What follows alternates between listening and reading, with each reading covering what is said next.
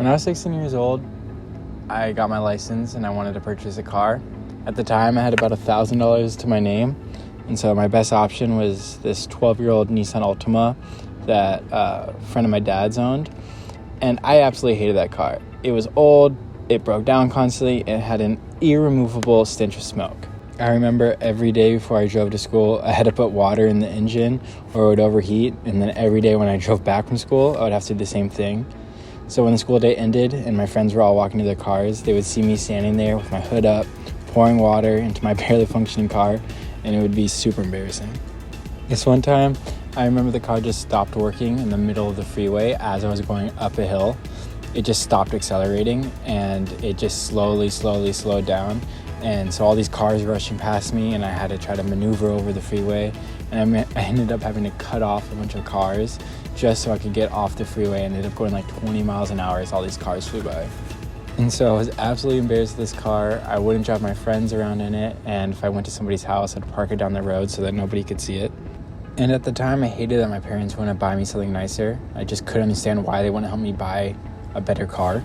But now that time has passed and I'm older and I've finished college, I've had a couple of different cars, but I've always had older, worn down cars that never costed more than $2,000 or so. And eventually something just clicked in my head and I realized I stopped caring and just began to love my cars.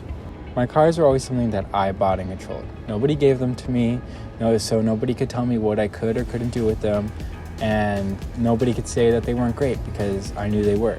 As I got older, what basically happened was I started seeing my friends leasing and buying new cars that they just couldn't afford, and they would do this just so they could show them off to people that they didn't care about and that didn't care about their cars. And instead, I always just stuck with my beautifully ugly cars. And instead of feeling ashamed when I parked them, I began to feel proud because my car was something I owned, I paid for, and it did exactly what I needed it to do. It cost me nothing, and my insurance was at least half of what other people pay because I only need a liability on it, and if it got totaled, I could just go buy a new one the next day. It was, and still is, the best.